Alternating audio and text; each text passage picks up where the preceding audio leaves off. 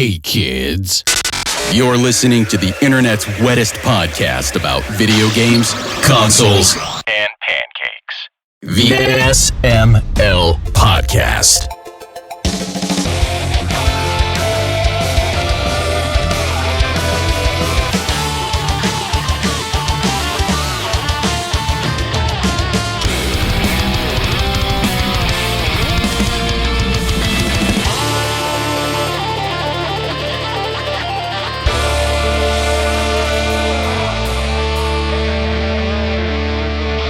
What's up, everybody? This is the SML Podcast. I'm your host, Joe. Joining as usual on this party cast, we've got Pernell and Chris and Aki. How's everyone doing? Pretty good. Leftover sushi. I'm doing okay. Fucking yeah! The day I had. The sushi helps. Leftover sushi? That's just that as how you awesome as feel? BX Latino heat subbing. What? I don't know any of that just happened. I said your sushi's just as good as BX Latino heat subbing for his 11th month, which is I think the subbing is significantly better than leftover fucking sushi. Yeah. It was good because it's only left over by a couple hours. It wasn't like by a day. I'm not sure. Hours. Yeah, a couple hours in the fridge. I just couldn't eat it all in one sitting. Okay, fair you said enough. in the fridge. All right. Yeah, When you said leftover sushi, all I was thinking of was like the sushi that you get at like gas stations. I was like, no, that's no. It was restaurant sushi that I had for lunch today. That I couldn't finish because I had a doctor's appointment. Okay, So fair enough. I finished it later, and it was still delicious. Like I said, we'll see if I figure whatever I don't get through to before I go to bed tonight. That'll probably be gone forever, though. So I'm just preparing myself for sobs, delicious sobs. But yeah, I mean, any that you don't finish, you could bake it mounted into on the wall. No, what? No, what was Aki saying? I don't know what you're talking about. You Mountain on could, the wall. the that stuff to make rolls and stuff. You could put one in it and turn it into a roll. That's Not an bad. interesting idea. I like it. I like the idea of taking your sushi and mounting it to the wall, like trophy. No one's trophy doing that, sushi. Joe. I No mean, one's doing that. That sounds disgusting, and it would Big stink. Mouth Billy Bass, the later well, you no, Yes. you would put it into epoxy, and then it'd be completely covered in epoxy, and it wouldn't smell bad because it wouldn't smell, other than epoxy, which is smellier and shit. But Throw me that'll go the back fuck in. away. Of course, now I'm singing Big Mouth Billy Bass crap. Throw me back in the water. That thing is terrible.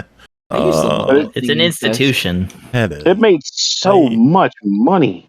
My piece of shit stepdad used to have one of those. Former stepdad, thankfully. He's an asshole. I don't know if I've ever talked about him on this show.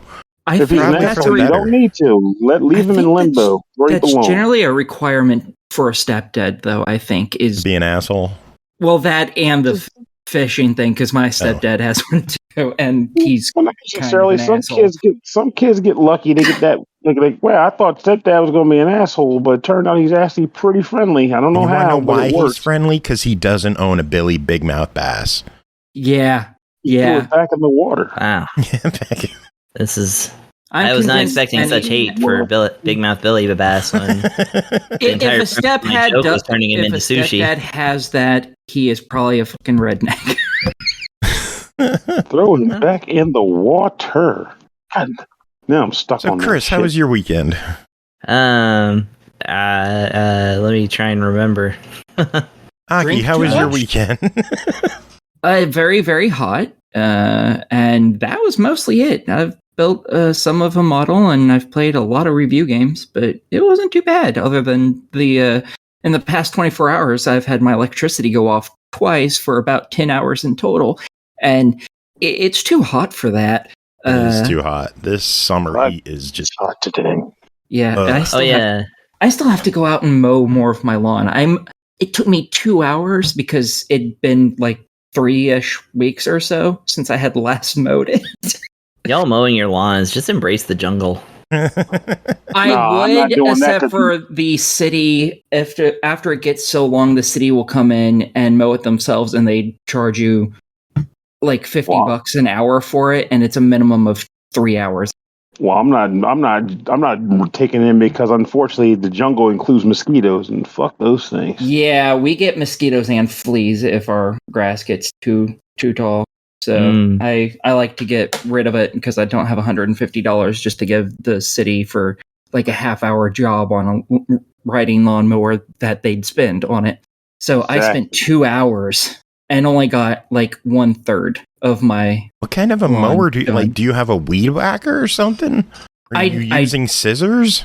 No, I use a push mower, and it was just really, really long, and so it was hard to get to. Because again, it'd been like 3 or more weeks. I'm probably leaning to or more because I'm almost 6 foot tall, and it was up to my knee in many places. Good Lord!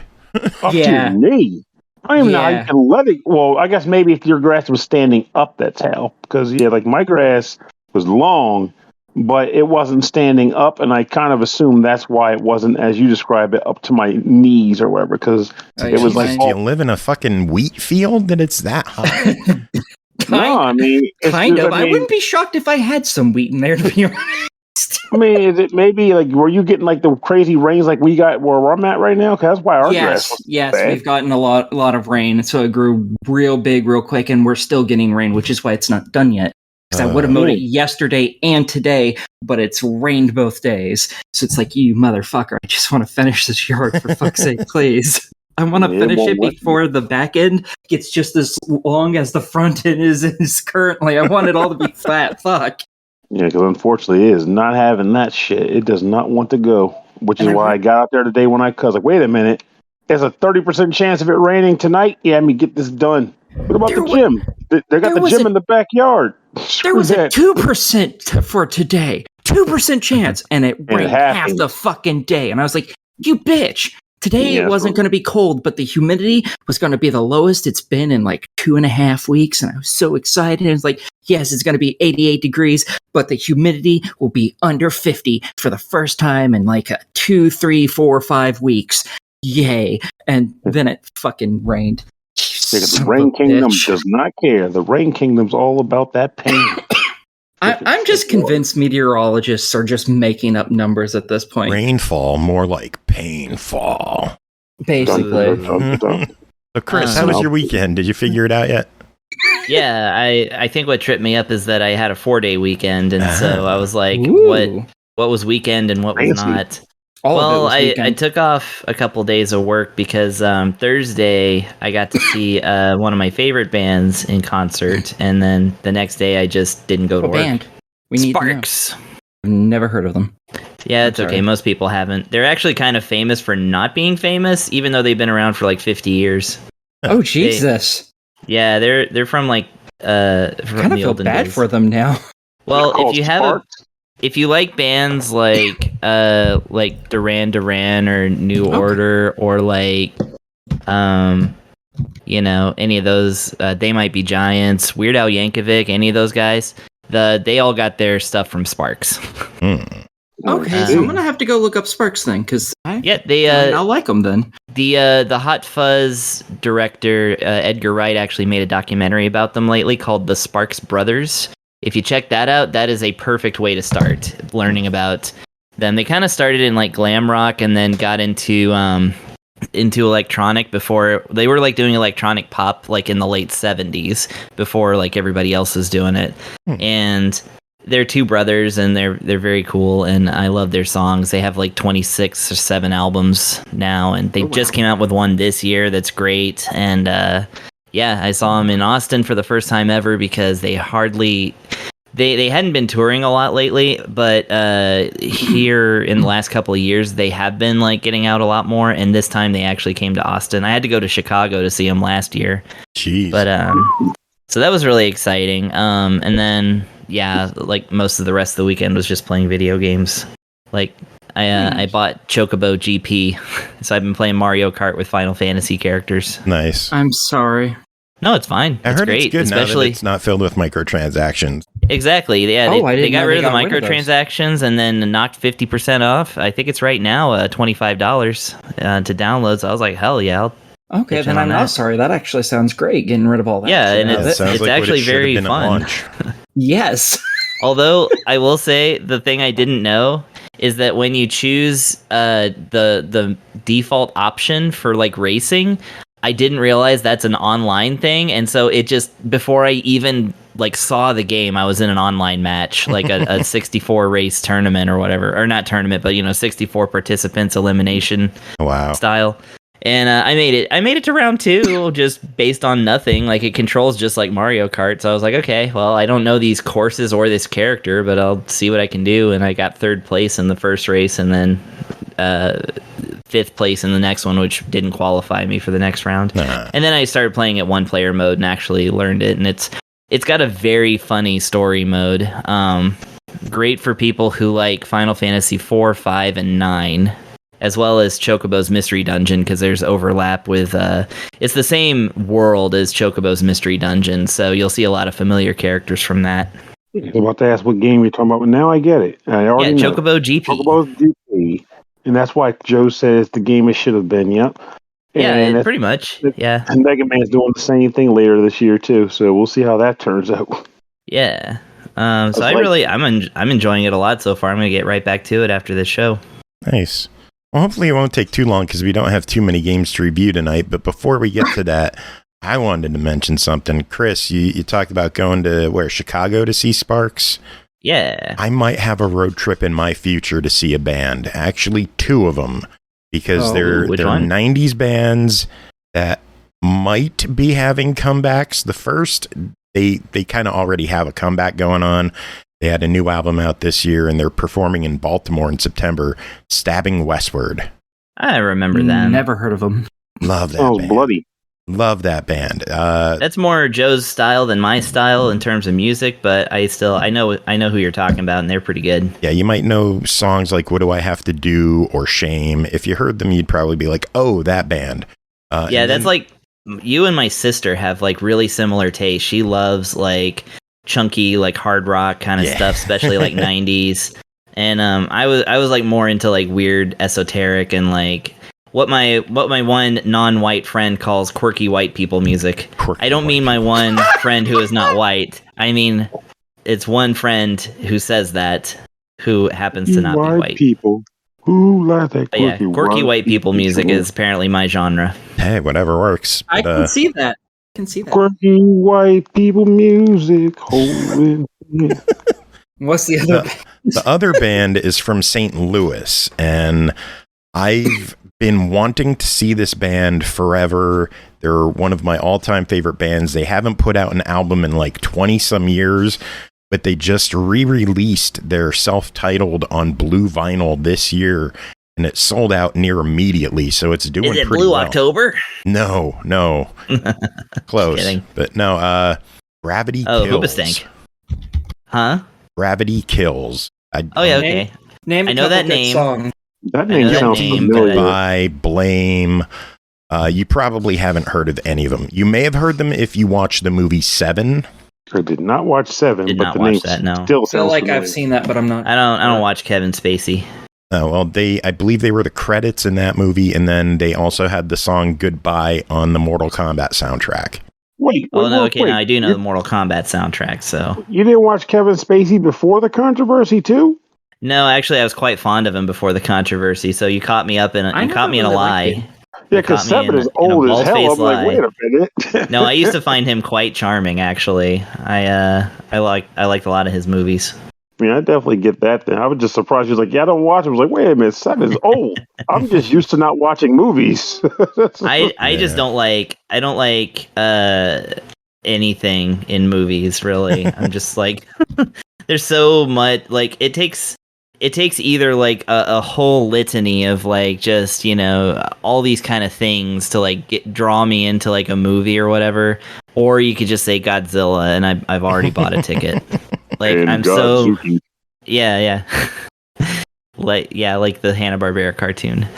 Seven was the Seven Deadly Sins one. Okay. Yeah, with Brad Pitt. Yeah, with Brad Pitt. Yeah, I've seen What's in the that. box? That was an okay movie. What's in the fucking box? I think. Are we gonna have another spoiler warning? Like at no, we won't talk about what's in the box. No one needs to know what's in the box. Especially him. He did not need to know. The the 2 movies I've seen in 2023, and that was the Mario movie and the Dungeons and Dragons movie. I just recently watched that. The Dungeons Which and one? Dragons movie. Wasn't it good? Loved it. It was so great. It was so good. I'm going to buy the Mario Blu-ray. I was want to watch it again. Yeah, I've heard the Dungeons and Dragons movie was pretty solid. Yeah, it was I amazing. picked that one up. I haven't watched it yet, so no spoilers. No, I'm not going to spoil. I'm just so good. I'm just going to say it's like, as somebody who doesn't know the first thing about D&D, which would be me, I only know video games, but it was like really entertaining, so very accessible. However, like everybody I know that does know D&D was like, oh yeah, this is like legit. Like all the writing in this is, Yeah, they could point most to of things. it, like the abilities they could use and stuff, most of it was true to D&D. I was impressed. They have a Not moment all of where it they're is, but sitting most around the bar trying to spec out their characters. No, it wasn't like that. But I mean, you kind of got that feel of it, Like you could I can appreciate almost see that. that happening off camera.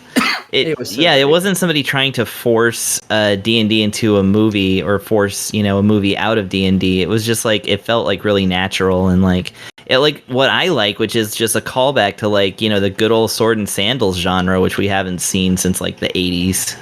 Only this one was more wholesome because sword and sandals movies are never wholesome. I've never heard of sword and sandals. What are you talking Well, about? like You haven't? well, the pinnacle of it No, would be not like Conan the that. Barbarian, but like. Or like Red Sonja? Yeah, exactly. And the Barbarian Brothers, their Barbarian movie. There was one I liked a lot that I should not have watched because it's extremely rated R, but it's really stupid too. All But the I have good to ones remember are. the title. Yeah, it was like The Sword and the Sorcerer or something like that. I think it's and it's just like goofy shit, but it's like it was like stuff that No. it's like movies that that were like would have made like the best video games, except they usually didn't. Yeah. But like, yeah, that whole genre was just like way cool, and it just like kind of had this moment that kind of got killed, and it's only been brought out. It really rarely gets brought out, and like now fantasy movies are like more serious because of Game of Thrones and Lord of the Rings or whatever. But like they used to just be goofy fun, and that's what I feel Dungeons and Dragons kind of brought to it. Nice. Yeah, that's why I want to watch it. So Yeah. it's either going to be watching that or taking a trip to St. Louis to see Gravity Kills. One of the two. You can should do both. Watch it tomorrow. That was a joke, Aki. I'll watch it eventually. I don't know if I'll go to St. That'd be awesome if they were performing, because if they were performing in St. Louis, I would absolutely take a week off and Nice. I'd be like, yo, Ailsean, clear your couch. I'm coming to visit. Always nice to have friends in serious. all the states. In Oh, other man. area codes. Well, should we I think get to Ailsean is the- reviews? Yeah. Or is there anything else anyone wanted to talk about? No. I was just saying that Ailsean is the only person I know in Missouri now. He's a good guy. Yeah, he is. Great. It's What's ailing Sean? his kids, maybe. He let them kids. Anyway, first game to talk about tonight is Gravity Circuit, developed by Domesticated Ant Games, published by PID Games, released July 13th on Switch, PS4, PS5, and PC for $16.99. Gravity Circuit is a flashy, action-packed 2D platformer in the spirit of console classics. Follow Kai, a lone operative war hero who harnesses the mysterious power of the Gravity Circuit on an adventure in a futuristic world inhabited by sentient robots. Pernell, what is going on in Gravity Circuit? What's going on in Gravity Circuit is if somebody decided they wanted to make a game that had a feeling or a flow similar to that of Mega Man X, but instead of having a gun, you get down and dirty with your fists. That is Gravity Circuit. Also is 8-bit style, not 16. Though I guess some might call this like high-end 8-bit. I don't know. I'm not a tech wizard. I'm just a guy reviewing a game. And the game itself is, I see, a lot of fun. This game has been on my radar since probably summer of a year or two ago, because the composer Dominic Denmark has been producing this music for quite some time, which means the game itself likely has been in development for quite some time as well. But yes, it doesn't disappoint.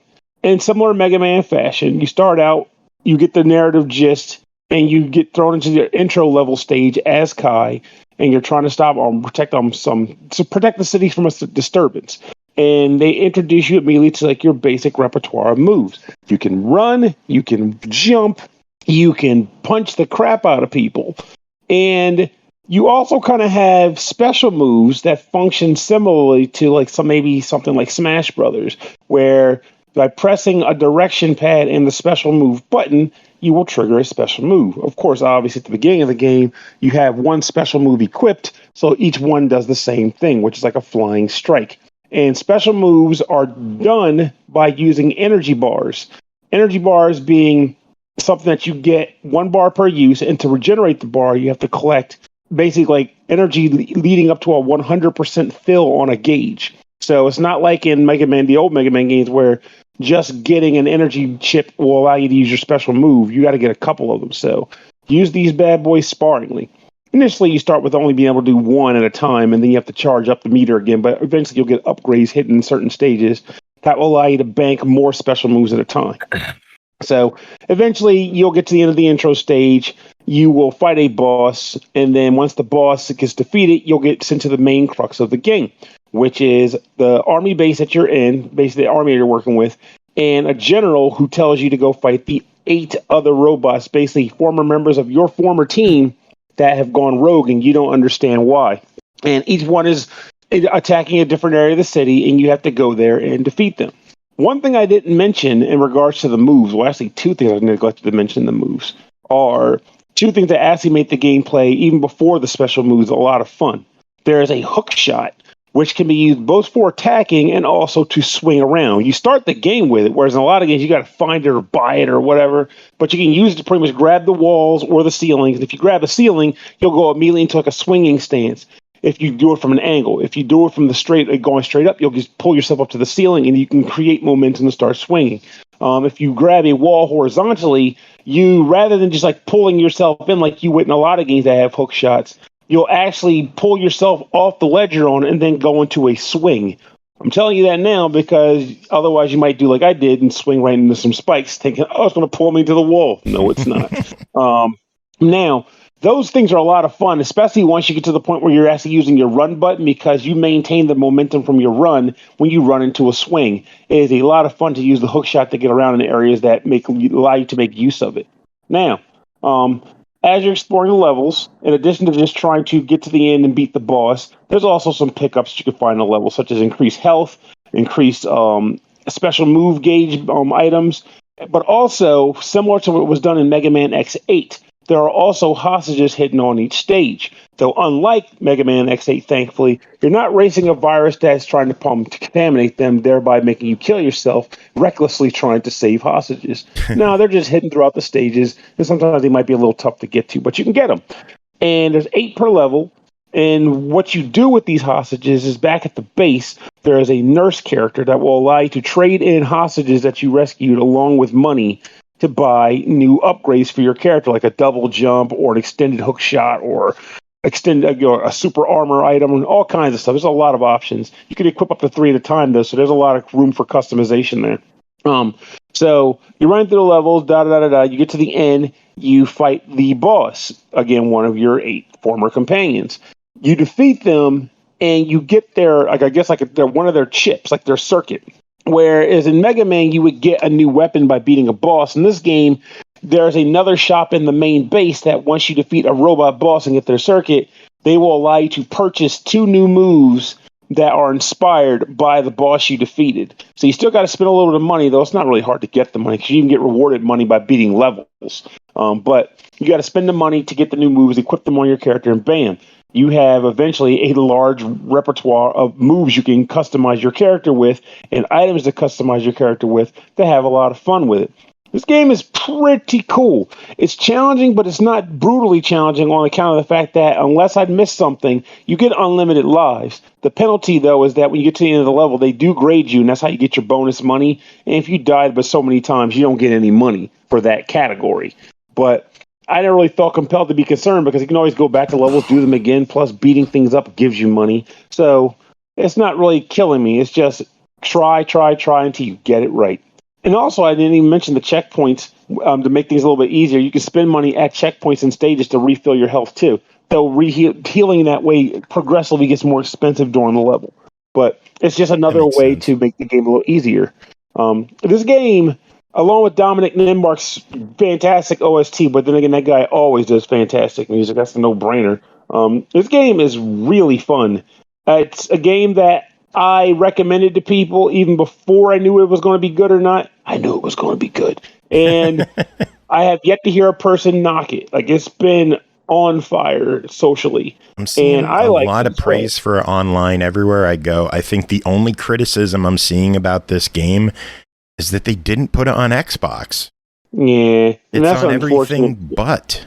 And that's literally the only gripe I've seen from people. It's like, why is a game this good not on everything?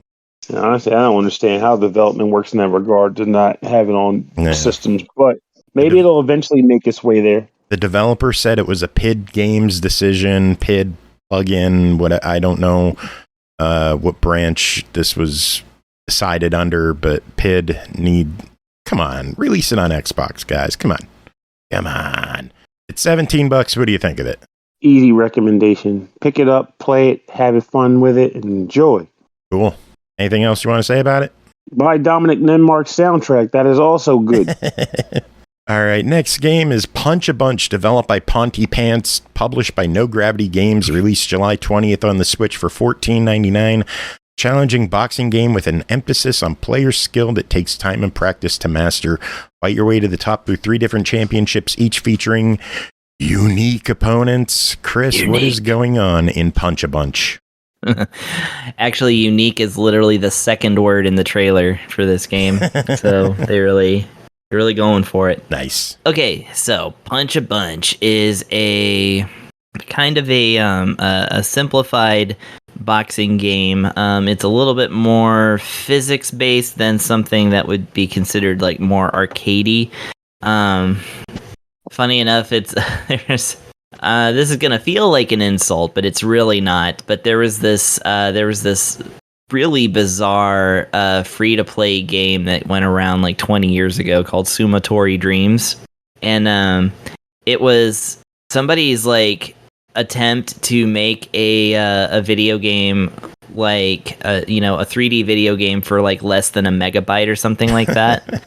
And they managed. It actually is a sumo game that's like kind of physics based. It's got really wonky physics kind of on purpose. And your characters, so you kind of fight, but more or less you're just kind of flailing around, and it's very, very funny. So this game is like an evolution of like that concept, because Sumotori had just these blank slate, like untextured polygon characters, right? Again, as a style choice. Sorry. So this game is doing that, but with like Unreal Engine, like shiny textures and stuff. So you play as a boxer. What is your name? Who knows? Pretty sure it's just, what the name that you choose. And you go through a training session that is required before you can actually start playing the game. And it teaches you how to punch. And so there's a couple different ways that you can control the character in this game. So you fully have movement over the ring, and your character auto focuses, on the opponent. So if you circle around your opponent, the camera goes with you, your view goes with you, so you can't just like turn away from them and like run or something. It's not a wrestling game, it's a boxing game. So and you would basically use a combination of moving the stick back and using the shoulder buttons to draw back a punch, and then throw it forward, essentially, to get different levels of power with your punch. So a quick punch, of course, is good for disarming, but not good for damage. And of course, a wound back punch, really gives it to him. And of course, it's one of those things where you have an energy bar and a life bar and an energy bar, and if the energy bar gets depleted through getting attacked all the time, then you can go into a dizzy state. You can also kind of get into a winded state, which is a little bit different, but it can lead to a dizzy state.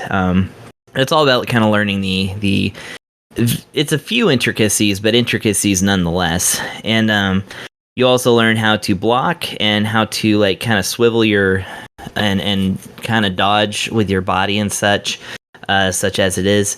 And then, like I said, you get into these tournaments where you have to fight 5 rounds against, increasingly more difficult and more kind of outlandishly themed characters. A little bit like Punch-Out in that sense.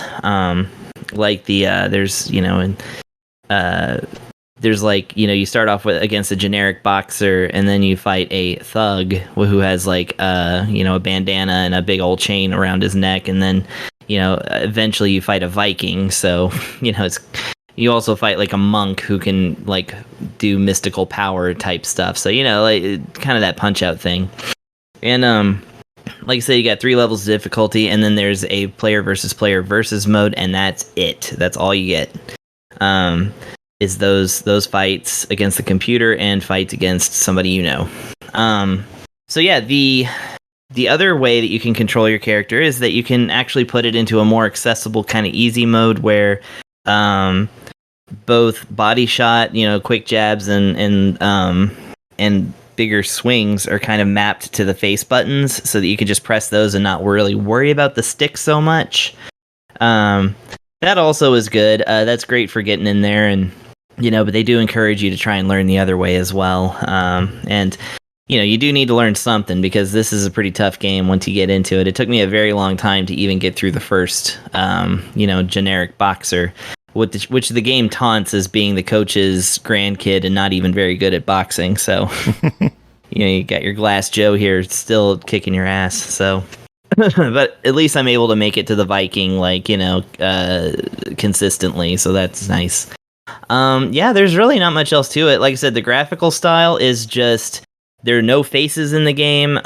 Everybody is just this kind of blobby yellow person that kind of looks a little bit like, like I said, a Sumo Tori kind of character, or like Big Earl from Toe Jam and Earl, but without the cool sunglasses. You do, as you play, unlock some costume options.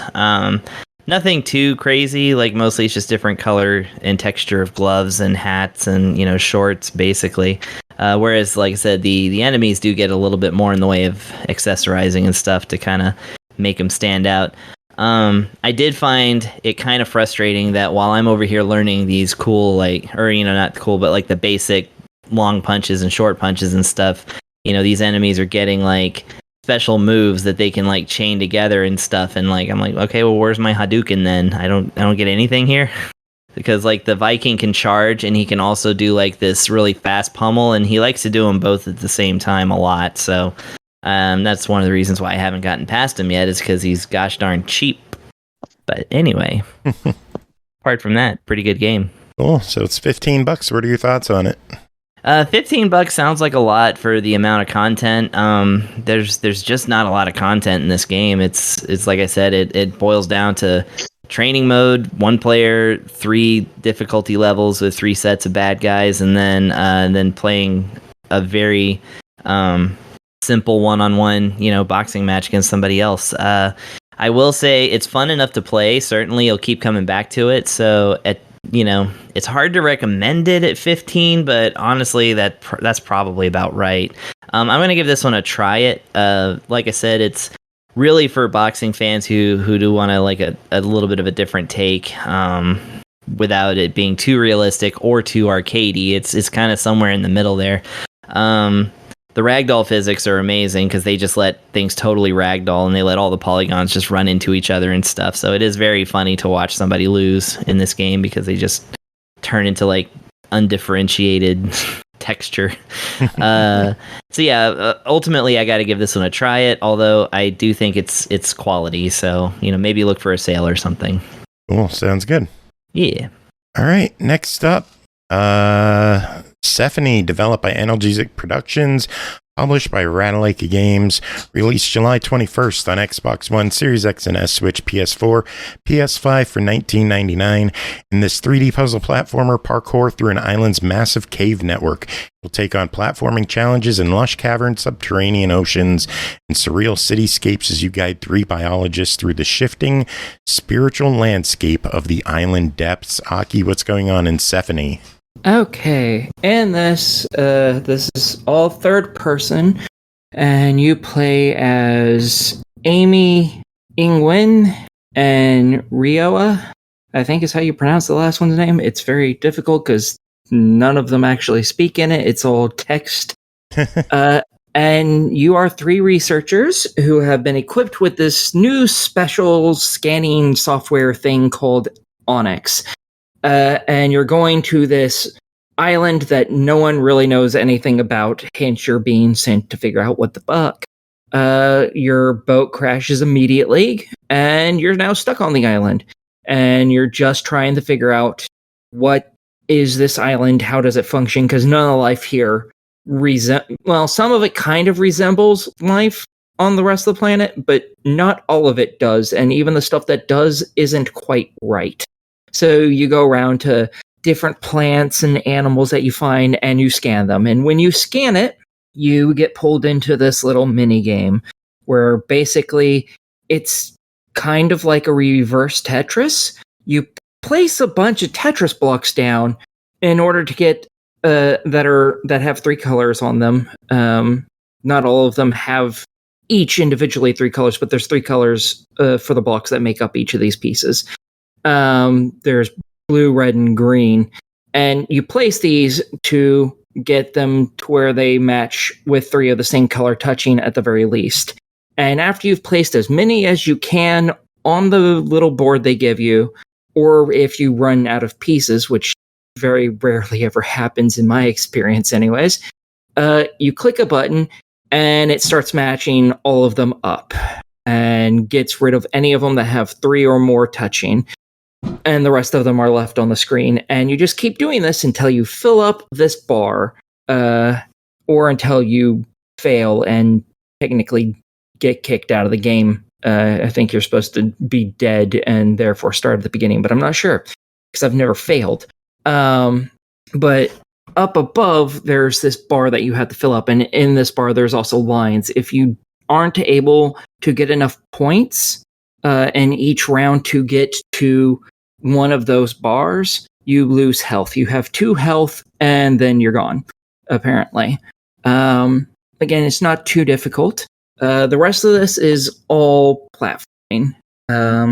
And it's kind of a bitch, to be honest. The platforming is kind of irritating. You run around, you jump up things, it's all 3D platforming.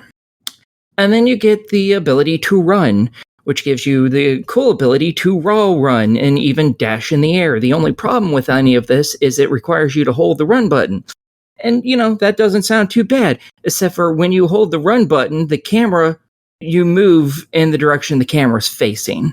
And you can't move the camera independently anymore. Wherever yeah. And sometimes you have to run, and you can't go perpendicular or perfectly parallel to the wall to jump and do a wall run. You have to go at an angle. And sometimes the game's like, okay, you go at an angle here, now you have to jump to a wall on the other side, which is very hard to do because you can't aim very well, because everywhere the camera's pointed is where you're running, and if you let go of run, you just fall. So it's very difficult because of that, and sometimes you have to run, jump off of something, and then turn 180 degrees, basically, to get behind what you jumped away from, so you can basically go around this pillar or whatever. And that's also because of how the running mechanic works. It's very difficult to do. That's really my biggest complaint is that the platforming is a real pain in the ass. And it's such a pain in the ass that the devs knew it was a pain in the ass. So they've included a whole slew of nice little settings where you can kind of customize the game, basically cheats they give you access to. And here, matter of fact, because I have the game up, because I've totally not been playing this most of this time, there's the ability to get infinite dash, which is when you jump into the air, you push the run button and it basically shoots you forward just a little bit. That's a dash. In the normal game, you only have one unless you hit certain things in the environment, which will give you an extra one. You can turn it on to where you can just dash forever. You still fall in between your dashes, but it means you get to go a lot further. There's another one called Infinite Jump, which they even have a note on it. maybe try Infinite Dash on its own so it's less game breaking. Yeah. There's the ability, if for some reason you're like, oh, all these Onyx links, which is that reverse Tetris like thing, if those are too hard for you, there's something that makes them easy. And I just recently flipped that to easy just to get through a little faster. Because once you've played one, you've basically played them all. Yeah. And there's some other ones like you can skip text, you can hide the map. I've never particularly even noticed the map. You can hide goals and tips. I turned the tip one off after this first area I went through because they'll give you the exact same tips in each area. So when you come near a wall, there'll be this floating transparent question mark, and when you get to it, they'll be like, oh, this is how you do a wall run. And there's one of those in like every fucking level. So that's why they give you the ability to turn that off, because you don't need that in every fucking level, hopefully. There's also some accessibility things, like they remove screen shake and flash effects. They're not two different options, they're the same option, which is a little weird, but that's fine with me. I'd like both of them off anyways. There's, the ability to turn on a delay before you sprint when you push the sprinting button. I don't really know why that exists. There's an auto sprint button, so you just tap the button instead of holding it down to run. Don't use that. Just don't. You're not going to have a good time if you do that. There's separating the dash and the sprint. I don't think there's a real reason to do that, because no matter what, they're kind of separate anyways. I think it changes it to a different button. There's not really a point to that.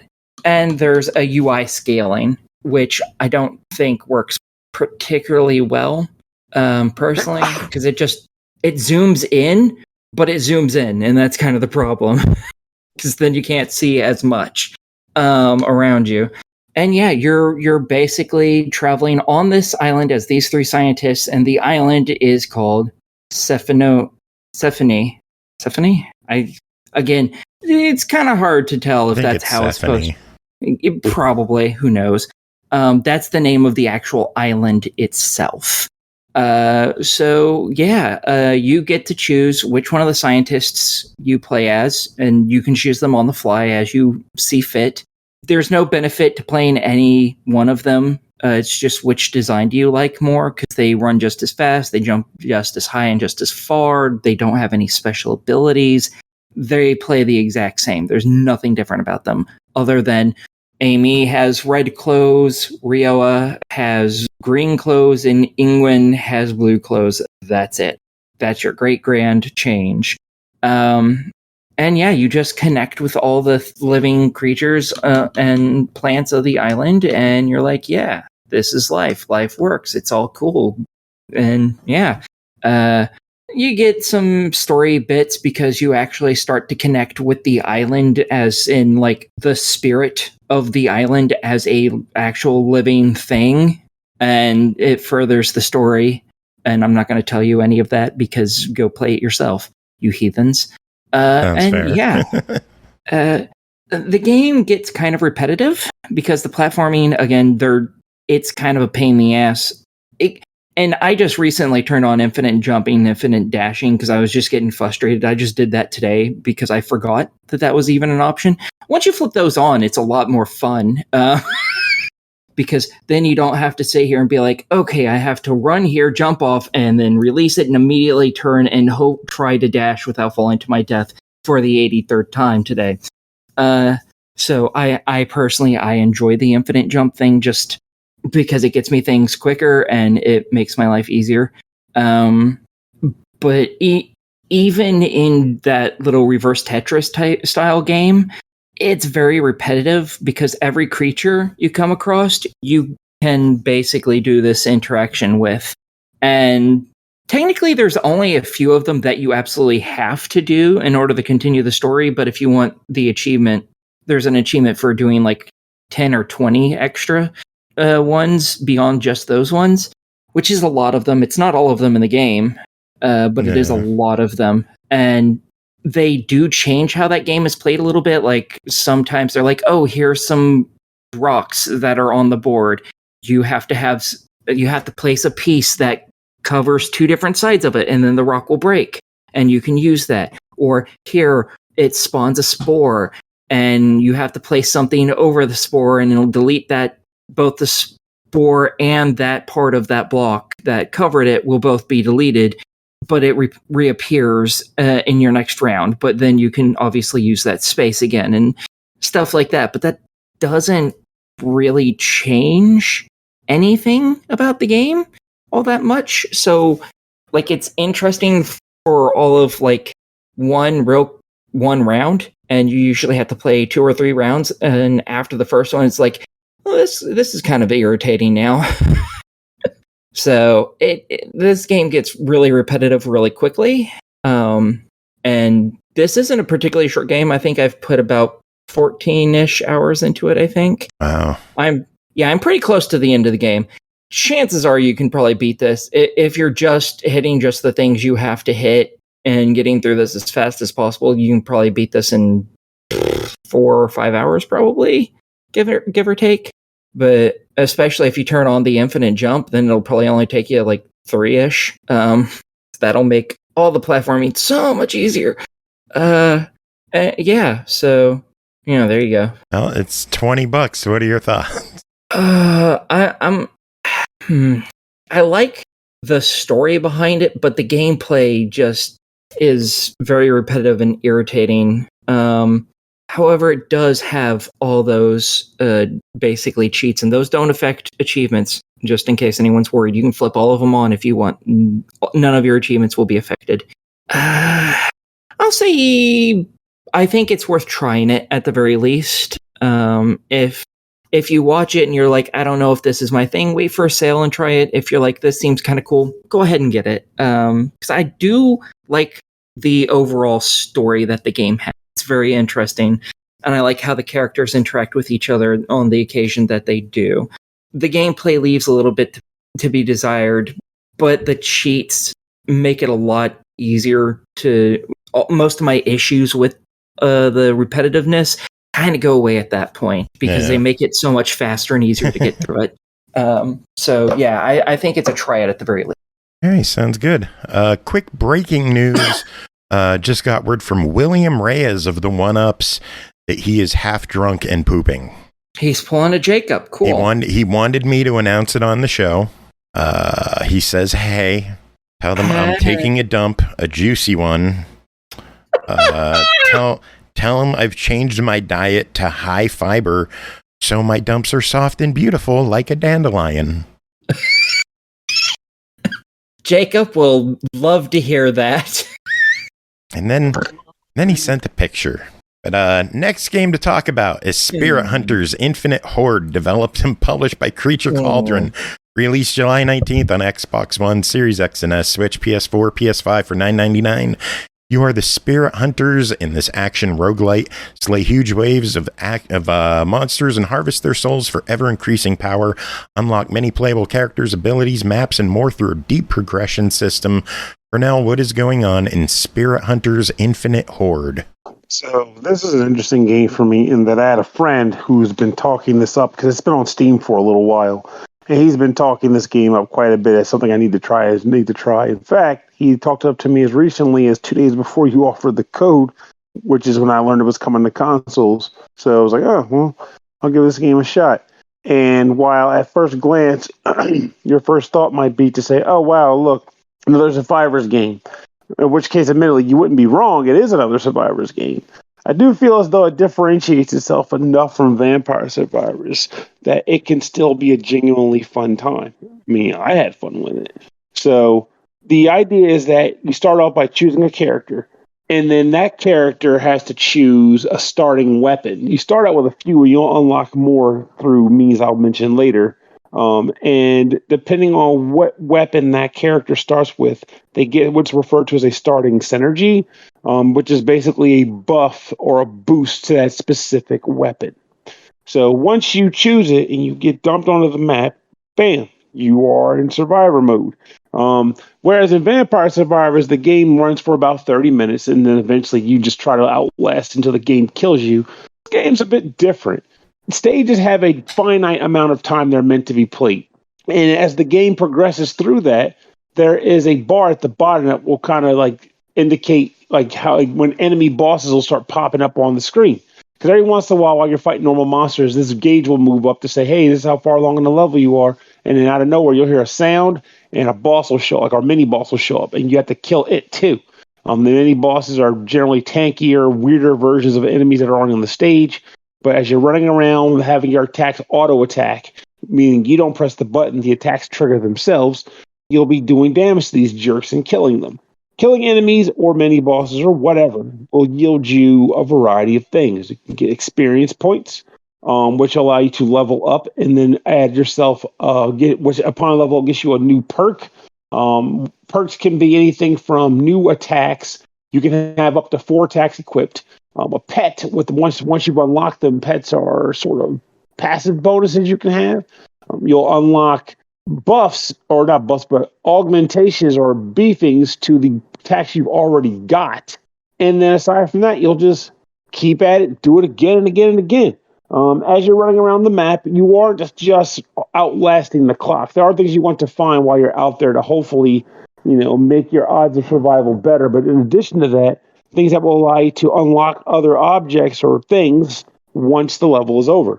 You might come across a mining station, and when you get to a mining station or a treasure chest, which has items, or a number of other little bonuses, you don't just pick them up.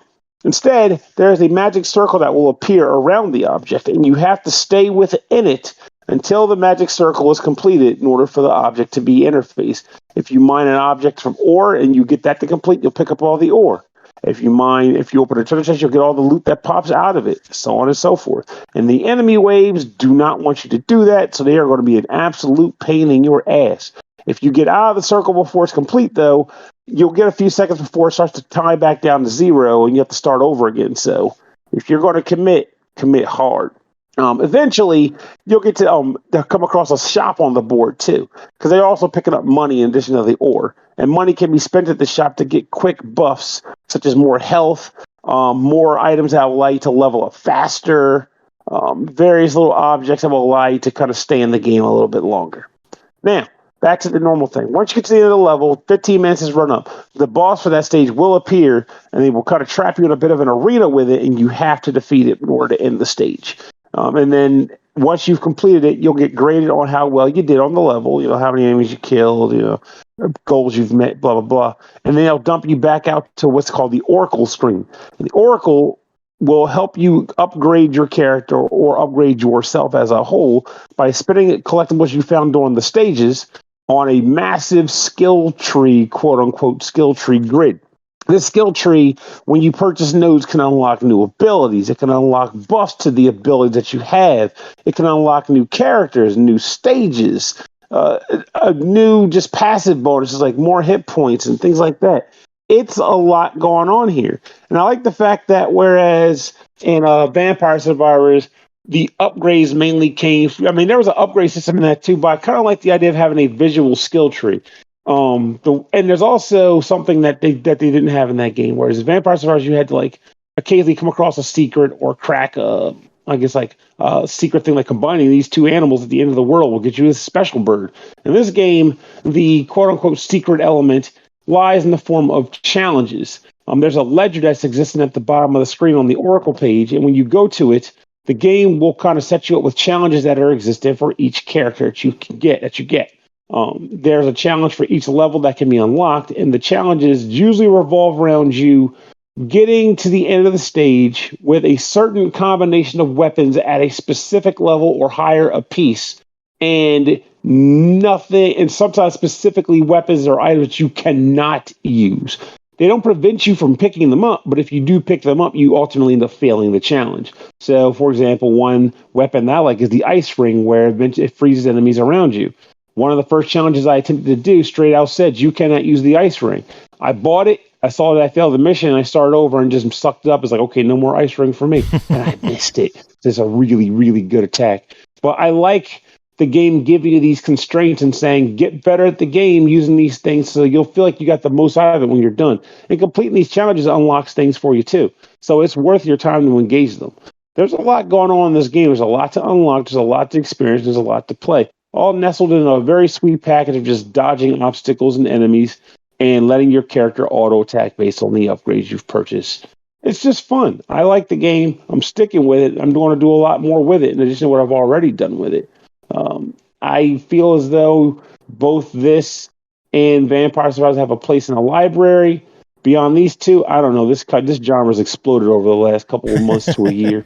I ain't got time for it. But I know these two, that game, and also this game, Spirit Hunters, are fun titles. I very much recommend it. And if you've never played any of the games like this, well, quite frankly, I think you're in for a very good time with this one because it's going to surprise you how fun it is where you don't get to, you do press a button one time. I forgot the one last thing, and I swear I'm done. I had to make sure I caught it, though. There is a time where you press a button to attack.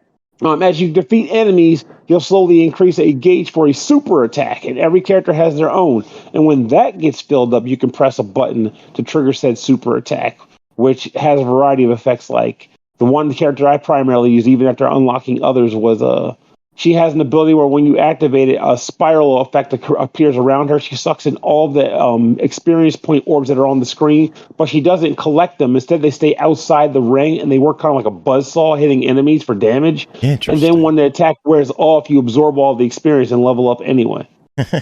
So that's a pretty cool attack. That's pretty cool. Yeah. Power-ups and all that jazz. It's a $10 game. What are your thoughts on it? Easy recommendation. I had an episode of easy recommendations. I like that. Hey, I'm always happy when that happens. Should we see if we got one more easy recommendation? Dun, dun, dun. Dun, dun, Ooh, dun. Wait. Final game to talk about. Full Quiet, developed by Retrotainment, published by 8-Bit Legit, released July 7th on Xbox One, Series X and S, Switch, and PC for $9.99. In this open-world game of survival, mystery, and adventure, you must learn how Pap and his radio buddies maintain their radio grid, protected the lands they now walk, and silenced the forest in order to find your missing son. Chris, what is going on in Full Quiet? Very informative. Chris is gone. Oh, I didn't even notice he's muted. Oh, yeah, I'm muted, sorry. He's probably committed to the joke, too. At least I hope that's what he was doing. No, I started talking. Full Quiet. I get it. I get it. All right, well, Full Quiet, yes. So it is a new 8-bit game. It is actually, presumably, because I believe this is the thing with legit 8-bit, is that it actually could operate on a NES system. I believe there is a cartridge version of this out there. I believe so too. Yeah. Yeah. So that's pretty cool. Pretty advanced for an NES game. So I appreciate that right off the bat. So yeah, you play as a guy, I guess Pap. Who knows? It's a weird name. And you just kind of get dropped into this jungle with a gun that infinitely refills itself. That is to say, you have so many bullets, and then you have to go through a reload sequence, but you can purposely reload your gun so that you don't get overwhelmed in the process. And the job is to explore and solve puzzles until you can get to the point where the plot happens and stuff. As with many NES games that didn't come with for which you didn't have the instruction book, this game doesn't really tell you much about how to play it, or what is expected of you, or how to even really interact with things, what your menus do, that you have more than one menu. This game does include an instruction manual, though. It's got this nice handwritten on a graph paper vibe going on. And there's a lengthy description of the controls. While it does function with an NES pad, it does better utilize stuff that has the X and Y button and also the shoulder buttons, because those have a use in this game. That's you don't have to do it, but it does make things easier, so that's kind of cool. A lot of it is walking around into environments and just kind of figuring out what to pick up and how it interacts with other stuff. A little bit of almost like a run and click adventure game as far as that goes. However, there are enemies of the kind of alien variety. And interestingly, so if you, let's say, go into a room where there's some enemies and there's something like a note on the wall to read or a puzzle to complete, when you access that note or read that puzzle, the room resets and the enemies are back. I have been killed this way before. And it's tough because you're supposed, the very first thing they tell you to do is locate a cabin.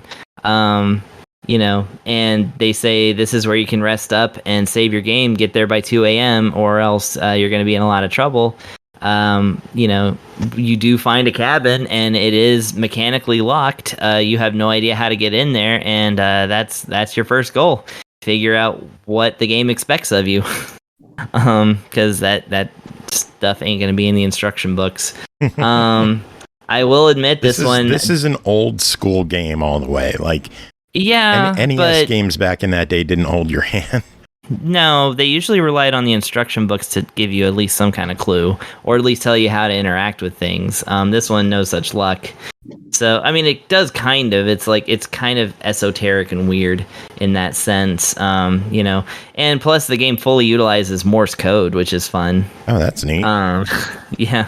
So, you have a, I believe the instruction book. Yeah, the instruction book has an entire Morse code, alphabet in the back of it and stuff. But yeah, it's and you get a full enemy roster and weapons description and stuff, and things that describe what all this stuff is. But again, it's still very esoteric. I definitely recommend going to the internet to read about this one. Having said though, it's really fun to kind of wander around and see what does what, and again, you're not hindered by things like limited ammo or whatever, so that's really good. It has a bit of a Metroid quality to it, old school Metroid, actual NES Metroid, not the other ones. It's got a little bit of okay, this is gonna sound more like an insult than what it is, but I got big Gilligan's Island vibes from this game. There was a Gilligan's Island game that was a confusing explorathon on the NES. It's actually not a bad game per se. It's generally considered one, but the thing that people had against it is that they couldn't figure out what the heck to do at any point. So that's that's again the kind of vibe I got from this. But it looks good for an NES game. They definitely did a great job using the different palettes to kind of create, really unique, unique backdrops, and everything is kind of there's some stuff that's cool and sci-fi and mysterious. Having said, there's also several ways to soft lock yourself because you just don't know what to do, and again, the game isn't going to tell you or really make it intuitive at all or anything like that. So like I said, definitely ask the internet on what to do on this game. Yeah, it's a $10 game. What are your thoughts on it? Well, $10 is kind of the going rate as far as these retro throwback games go. This is one of the higher quality ones I've seen in a while, and I quite like that. I would say it is worth $10. Just understand that, game too. It's a good 20-hour game if you get through the whole thing. It's got several maps. They kind of reveal that pretty early on, that they're you're actually going to be spending a lot of time with this one. Which, again, that also gives me kind of, Metal Gear vibes, because Metal Gear's pretty big too. And again, Metal Gear doesn't really tell you what to do either. You kind of have to figure out basically what to go and what to do. So yeah, if that's the kind of mystery that you enjoy out of your 8-bit games, more thinking than action. But there is action. I mean, there definitely is, but, this is a thinking man's game for sure, and if that sounds appealing to you, then yeah, worth the $10 for sure. A lot of good work went into this game. If you're just looking for another side-scrolling run-and-gun action game kind of deal, this one might be a little too slow for you, but you might still try it. Cool. Now the big question: cart only, you can get in a green glowing cartridge for $50. You can get the game with the box and manual and the green glow-in-the-dark cartridge for $60, or they have a full quiet limited edition with special artwork and a silver cartridge for $80. Should people spring for any of those? Should collectors drop the coin? I mean, gosh, I would love to play this on an actual NES. That would be really cool. Yeah, I mean, that, honestly, is a physical NES game worth it is so subjective of a question. I mean, obviously, for some things like, the Metal Storm reissue, where like buying limited runs, like collector's edition version of it that came with like literally a model of an M308 gunner, American style, and like all this other cool stuff with it for half the price of what the used cart goes for the original game. Yeah, that was pretty darn worth it. Easy to say. With this one, it's a $10 download versus a $50 cartridge. Honestly, that's going to be up to you, man. I do like the game. I don't know something you could see yourself investing in. I could see myself going for the $60 version for sure. Just because that is kind of the thing I do, is that if I like a game, I do tend to seek out the good one. You don't want this the one, silver like I said, cartridge special edition. I'll have to look at it. I might actually be more tempted to do that one. I'll hit up retrotainmentgames.com to check out their full list of games that you could pick up. It'll be shipping soon, so they're still taking pre-orders. You have not missed out yet. Nice. All right, well, that is it for this episode. We made it through. Congrats, everyone. We did it. Huzzah. Look at how early. This means laundry folding and bed for me. Yes, laundry folding, bed, and music. Speaking of music, let's see. How about some Ailsean this episode? Heck Sure. yeah. Ailsean. We mentioned him before. My friend from Missouri. I'm going to have like some second friend from Missouri contact me on Facebook or something and be like, hey, what the hell? And I'm going to be like, I'm sorry, I forgot where any of you live. I just want you to get some random message out of the blue that's just like, hey, the hell. Yeah. That's like me doing a podcast, and in the before. middle of the podcast, I just get a text that says, fuck you. What the hell is this about? And it's William Reyes. So I just he's still down the party.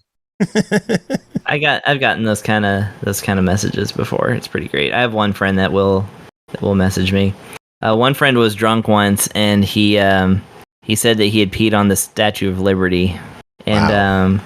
Yeah, and then it turned out what it actually was the router at the place where he was staying. So he had half the story right. Way to confuse the two things. That's a slight difference. Turns out he didn't pee. He actually shit himself instead. I mean, it's stories differ. Well, I guess the Statue of Liberty was not his IP address.